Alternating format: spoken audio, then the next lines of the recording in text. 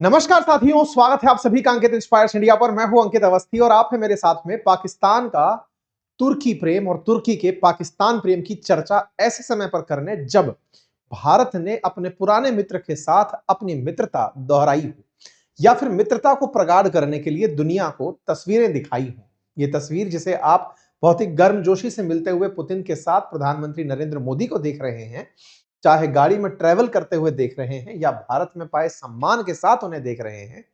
खबर यह है कि इसी न्यूज के साथ साथ पाकिस्तान में चर्चा चलने लगी कि भारत और रूस ने तो multi billion dollar deal sign कर ली है। ऐसे में पाकिस्तान क्या कर रहा है? हालांकि इस बात पर पाकिस्तान के लोग खूब ट्रोल भी हुए, लेकिन कुल मिलाकर भारत और रूस में जिस तरह की प्रगाढ़ता देखी, उससे पाकिस्तानी बड़े जले भुने घूम रहे थे। और इसी बीच में सुर्खी निकलती है कि पाकिस्तान को अपनी हवाई यात्रा कराने वाली सरकारी कंपनी पीआईए यानी पाकिस्तान इंटरनेशनल एयरलाइंस बेचनी पड़ रही है। पाकिस्तानी लगातार बेइज्जत हो रहे थे। बस इसी बेइज्जती में किसी ने एक खबर बाहर निकलवा दी और खबर यह थी कि तुर्की पाकिस्तान के साथ मिलकर के ड्रोन असेंबल करेगा और 5th जनरेशन फाइटर जेट बनाने में पाकिस्तान का साथ देगा। आज के सेशन में हम समझेंगे इस पूरी गणित को कि टर्की जो प्लान कर रहा है drone assembly plant in Pakistan, इस बात के मायने क्या हैं। पाकिस्तान और तुर्की के बीच में जिस तरह की मित्रता की किस्से आप सुनते हैं, उसका इतिहास क्या है या साथ ही साथ उसका वर्तमान में आज इंपैक्ट क्या है। इन दोनों तस्वीरों को, इन दोनों लोगों को साथ में देख करके जो बहुत ही बेसिक सा प्रश्न बनता है इस खबर के साथ में कि तुर्की आफ्टर ऑल पाकिस्तान से चाहता क्या है, दोनों में आफ्टर ऑल मित्रता क्यों है। एक लाइन में आंसर पहले ही कर देता हूं, फिर इसके इतिहास की चर्चा कभी फुर्सत में कर लेंगे। आंसर सिर्फ इतना सा समझ लीजिए कि पाकिस्तान को तुर्की के अंदर एक अपना संरक्षक नजर आता है। मुस्लिम वर्ल्ड के अंदर उसे यह लगता है कि तुर्की यूरोप के बहुत ज्यादा नजदीक है। चूंकि तुर्की नाटो कंट्री है, तो अमेरिका के साथ में पाकिस्तान के लिए तुर्की सिफारिश करने वाला देश बन जाता है। वहीं दूसरी तरफ तुर्की पाकिस्तान को क्यों चाहता है, उसका आंसर है कि तुर्की को पाकिस्तान जैसा क्रेजी बाजार चाहिए। तुर्की इन दिनों एक्सपोर्ट करने में हथियारों का इस्तेमाल कर रहा है। वो चाहता है कि कोई ऐसा पागल सनकी देश मिले जो सेना के अधीन रहता हो, और ऐसे में वो रिश्वत के दम पर, धर्म के दम पर उन्हें हथियार बेच करके अपना बाजार बना सके। देखिए, पाकिस्तान के बाजार को जहां एक और चाइना ने पूरी तरह ऑक्यूपाई कर लिया है, वहीं दूसरी तरफ इसके सैन्य उपकरणों में तुर्की भी भांजी मार रहा है। जैसे भारत के केस में भारत रूस से मैक्सिमम अपने डिफेंस इक्विपमेंट खरीदता है, लेकिन उसमें दूसरा नंबर फ्रांस का भी आता है। तो फिर कभी कभी शहरों, कभी कभी जो लिस्ट आती हैं उनमें अमेरिका भी दूसरे तीसरे नंबर पर पहुंचता दिखाई देता है। ठीक इसी तरह इजराइल भी भारत को डिफेंस इक्विपमेंट बेचता हुआ नजर आता है। ऐसे ही हर देश को जो हथियारों का एक्सपोर्ट कर रहे हैं, उन्हें खरीदारों की जरूरत है, और तुर्की को पाकिस्तान में वो पोटेंशियल नजर आता है। आप में से कुछ लोग कहेंगे पाकिस्तान के तो सर हालात खुद के ही इतने खराब हैं। कितने भी खराब हों, उनकी सेना को हमेशा फंड मिलता रहेगा। यही सेना और सरकार का गठबंधन है। बस उसी गठबंधन में ये लोग आपस में मिलते दिखाई देते हैं। आज जिस चीज की हम चर्चा कर रहे हैं उसमें इनका निजी स्वार्थ और इनका निजी स्वार्थ दोनों का डिकोड किया जाएगा। बताया जाएगा इससे भारत पर क्या असर पड़ेगा, क्योंकि सुर्खियां चल रही हैं ब्लूमबर्ग में सूत्रों के हवाले से कि पाकिस्तान के अंदर ड्रोन असेंबली का प्लांट लगाने के बारे में विचार कर रहा है तुर्की। एक तरह से कहिए तो सारा इंस्ट्रूमेंट आएगा पाकिस्तान में तुर्की से ही, लेकिन उसे असेंबल करके पाकिस्तानियों को भी मेक इन पाकिस्तान का फील दे दिया जाएगा। आपके दिमाग में प्रश्न आएगा, ये ड्रोन की क्या कहानी है? देखिए, आपको हाल ही में गया ऑपरेशन सिंदूर याद होगा। भारत ने खुद अंतरराष्ट्रीय स्तर पर यह बात बोली कि पाकिस्तान की तरफ से चलाए गए ड्रोन्स में कुछ तुर्की के द्वारा बने हुए ड्रोन्स भी शामिल थे। भारत ये क्लेम कर चुका है। आपको याद होगा हाल ही के दिनों में जितने भी युद्ध आपने इंटरनेशनली होते देखे हैं, चाहे रशिया यूक्रेन देखा हो, चाहे इजराइल और ईरान के बीच संघर्ष हो, या फिर गाजा और इजराइल के बीच हो, या भारत पाकिस्तान के बीच में, इन सभी में अचानक एक नए प्रकार के वेपन की सुर्खी बहुत तेजी से आई, जिसका नाम ड्रोन है।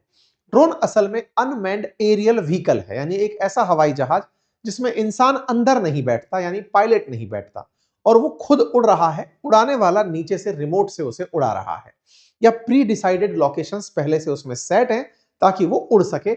उसके अंदर बैटरी है, उसमें रडार सिस्टम है, उसमें सब कुछ है, और वो अपने डेस्टिनेशन पर जाकर वार कर रहा है। ये ड्रोन का करतब और कारनामा हाल ही के समय में डिफेंस के अंदर एक बहुत तेजी से बढ़ता हुआ बाजार बनकर आया है। हाल ही के समय में आपने जब देखा हो कि डिफेंस इक्विपमेंट के अंदर 2022 से ड्रोन ने अपना एक अलग बाजार बना लिया है, क्योंकि कहीं ना कहीं फाइटर जेट्स बहुत महंगे हो गए हैं। साथ में ड्रोन्स के अंदर किसी के भी मतलब जो अटैक करने वाला देश है उसके किसी अपने व्यक्ति के हताहत होने की रत्ती भर भी चिंता नहीं रहती, क्योंकि उड़ाने वाला व्यक्ति कहीं दूर बैठा हुआ है और वो ड्रोन उड़ा चुका है। इसका मतलब ड्रोन खत्म होने पर भी इस व्यक्ति की जान को कोई आंच नहीं आएगी। कुल जमा अर्थ यह है कि ड्रोन पूरी तरह से किफायती, साथ ही साथ जान बचाने वाला है। बस इसी टेक्नोलॉजी के चलते ड्रोन के बाजार ने बहुत तेजी से अपने आप को अपनाया। अब यहां पर एक इंटरेस्टिंग किस्से हैं जो कि आप ऐड कर सकते हैं। कासिम सुलेमानी का मरना, जो कि एक ड्रोन अटैक से संभव हुआ था। कासिम सुलेमानी को यूएस ने इसी तरह से, ईरान का जो जनरल था उसको मारने के बारे में पता चला कि ड्रोन का उपयोग किया गया, जिसके चलते ईरान और अमेरिका में काफी ज्यादा ठनी। इसी तरह से एक ये अयमान अल जवाहिरी करके, जो अब बहुत ज्यादा मोस्ट वांटेड अमेरिका का मोस्ट वांटेड टेररिस्ट था, उसको भी बिल्कुल ड्रोन से ही मारा गया था। यूएस ने एयर स्ट्राइक से मारा था। कुल मिलाकर के दुनिया भर में बहुत सारे ऐसे टारगेट्स ड्रोन्स ने हिट किए, जिसके चलते लोगों को ये टेक्नोलॉजी बहुत ही खास लगने लगी। लगे भी क्यों ना, आप अगर थोड़ा सा भी इस पर मतलब और ज्यादा विचार करेंगे तो आप क्या पाएंगे कि जब किसी को मिसाइल चलानी होती है तो हवाई जहाज उड़ा करके मिसाइल उड़ानी होती है। मिसाइलों के अंदर ही अगर ये गाइडेड सिस्टम लग जाए तो वो टारगेट तक उड़ करके पहुंच जाएंगी। अब मिसाइल की ही आंख कान बना दिए जाएं कि वो देख भी रही है और वो जाकर के टारगेट पर हिट भी हो रही है, तो इससे अच्छा क्या हो सकता है। यानी कि कुछ आत्मघाती ड्रोन भी बनाए गए जो कि एक तरह से मिसाइल पर ही लगा हुआ सिस्टम है, जो जाकर के फट जाएगा और गिर जाएगा। तो ये जो आत्मघाती प्रकार के बम हैं जो ड्रोन बनकर के बाजार में चल रहे हैं, इन्होंने रशिया यूक्रेन युद्ध में बहुत फुटेज खाई। आपको याद होगा, यूक्रेन का साथ देने के लिए तुर्की ने अपने ड्रोन्स भेज दिए थे, जिनका नाम बायरक्तार ड्रोन था। ये बाइकर नाम की कंपनी के द्वारा बनाए जा रहे थे। तुर्की ने अपने जब ड्रोन भेजे, उस समय तक रूस इस बात को लेकर प्रिपेयर नहीं था, लेकिन जैसे ही इसने बायरक्तार ड्रोन भेजे, तुरंत प्रभाव से रूस को बैकफुट पर होना पड़ा। आपको याद होगा, ऐसी कुछ फुटेजेस बाहर आई थी जिसमें ड्रोन उड़ते हुए वेपन ले जा रहे जहाज को टारगेट करते हुए दिखे थे। तुर्की ने रशिया यूक्रेन युद्ध में अपने बनाए हुए ड्रोन का जो प्रदर्शन किया, उससे दुनिया में युद्ध का गणित बदल गया और तुर्की के ड्रोन अत्यधिक फेमस हो गए, क्योंकि जहां बहुत तेजी से आक्रामक होकर के रूस यूक्रेन पर हमला करता चला आ रहा था, उसे पीछे हटाने में केवल और केवल तुर्की के ड्रोन्स का योगदान था। बस ये जो योगदान था, ये अमेरिका जैसे वेस्टर्न वर्ल्ड के देश भी समझ नहीं पाए थे कि ये कैसे इतना जल्दी से मार्केट को पकड़ गए, कि बाजार में जहां पर युद्ध हो रहा है, मैं बाजार बोलता हूं अक्सर युद्ध के मैदान को, क्योंकि वहां शक्ति प्रदर्शन हो रहा है, वहां अमेरिका, वहां रूस, सभी लोग अपनी अपनी शक्ति दिखा रहे हैं कि हमारे वेपन कितने अच्छे हैं। यहां बाजी मार गया तुर्की। उसने यूक्रेन को अपनी तरफ से ड्रोन भेजे और कहा इन्हें आप चलाओ रूस के ऊपर, रूस आगे नहीं आ पाएगा। और आज भी आप देखें तो रूस को बहुत बड़ी चैलेंज जो मिला है, वो यूक्रेन की तरफ से हुए ड्रोन अटैक्स के कारण मिला है, और हुआ भी यही। तुर्की के यूक्रेन को जो ड्रोन दिए गए थे, उन्होंने पूरी तरह से मतलब ऐसे ऐसे निशाने बनाए जो कि सुर्खियों का हिस्सा बने। आपको याद होगा, ट्रक भर करके ड्रोन गए थे, रशिया के अंदर ड्रोन भेज दिए थे इन लोगों ने और वहां से ड्रोन चलाए। कुल मिलाकर के पुतिन के खिलाफ यूक्रेन का साथ देते हुए तुर्की ने ड्रोन भेजे थे। एक इंटरेस्टिंग बात देखिए, तुर्की जो है ना, वो नाटो कंट्री है, अमेरिका का साथी है। अमेरिका का साथी होते हुए यूक्रेन को वेपन देता है। वहीं दूसरी तरफ पुतिन जो है वो भारत के साथी हैं, भारत को वेपन देते हैं। तो भारत और रूस की मित्रता अगर है, तो नैसर्गिक रूप से तुर्की भारत के विरोधी का मित्र हुआ और रूस के विरोधी का मित्र हुआ। तो तुर्की ने यूक्रेन का जब साथ दिया तो नाटो को खुश किया, प्लस पुतिन को आराम से टारगेट करके हराया।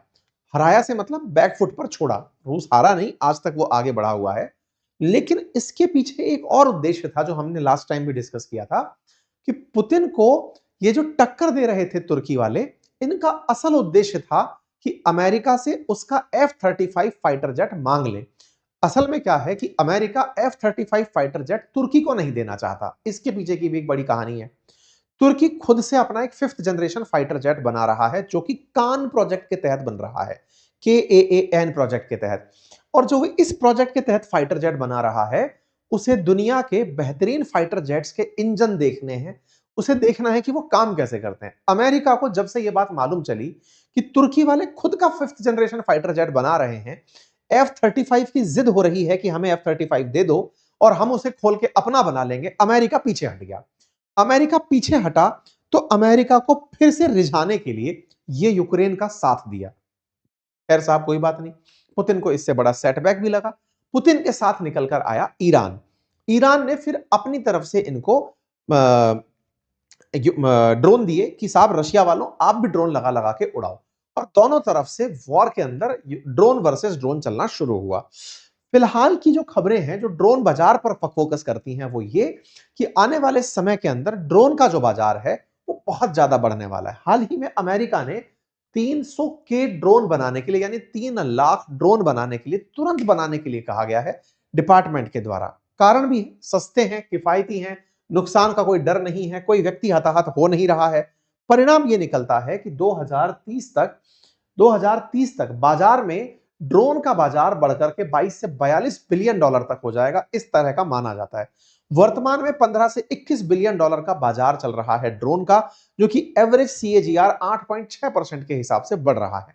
वर्तमान में जो ड्रोन प्रेजेंट है बाजार में, उनमें सेकंड टॉप ब्रांड पर इस समय बायरक्तार ड्रोन चल रहा है, जो तुर्की का है, अमेरिका का प्रेडेटर है, और उसके बाद में बायरक्तार ड्रोन आता है। ये जो बायरक्तार ड्रोन है ना, जिस कंपनी द्वारा बनाया जाता है, वो कंपनी रसप अर्दगन जो हैं, जो कि तुर्की के राष्ट्रपति हैं, उनके दामाद की है। और उनके दामाद की जो कंपनी है, उसे प्रमोट करने के लिए अर्दगन जिन भी देशों में जाते हैं, इस ड्रोन को प्रमोट करके चले आते हैं। परिणाम यह निकला कि तुर्की का जो एक्सपोर्ट है डिफेंस के क्षेत्र में, उसमें बहुत तेजी से इजाफा हुआ, क्योंकि यूक्रेन युद्ध में जिस तरह का प्रदर्शन इसने किया, लोगों ने इसमें इंटरेस्ट शो कर दिया। परिणाम यह निकला कि तुर्की की ड्रोन इंडस्ट्री बूम पर आ गई। आप इससे अंदाजा लगाइए, 7.1 बिलियन डॉलर के इन लोगों ने हथियार एक्सपोर्ट कर डाले, जहां 10 साल पहले ये 2 बिलियन डॉलर के आसपास चल रहे थे। इनका बाजार एक्सपोर्ट में 15 बिलियन डॉलर तक पहुंचेगा, ऐसा मार्केट के अंदर चर्चाएं हैं। कुल मिलाकर के तुर्की ने अपने ड्रोन बाजार को यूक्रेन युद्ध से बहुत चमका दिया। वहां चमका करके इसने खरीदार मांगे। आप जानकर आश्चर्य होंगे कि इनके पास वेटिंग है कि डिलीवर नहीं कर पा रहे हैं ड्रोन। इनकी कंपनी पर इतने ऑर्डर हैं, 30 देशों के ऑर्डर इनको मिल चुके हैं। ऐसे में बड़े ग्राहकों में पाकिस्तान निकल कर आता है, क्योंकि पाकिस्तान वो देश है जिसे भारत के डर में खूब सारे हथियार बनाने हैं, खूब बड़ी सेना रखनी है, उसको भारत से झगड़ने के लिए कि कल को अगर भारत हमें खत्म करने आए तो हमारे पास भी प्रॉपर साजो सामान होना चाहिए। तो पाकिस्तान को तुर्की अपने उन बाजारों में से देखता है जिन्हें वो ड्रोन बेच सके।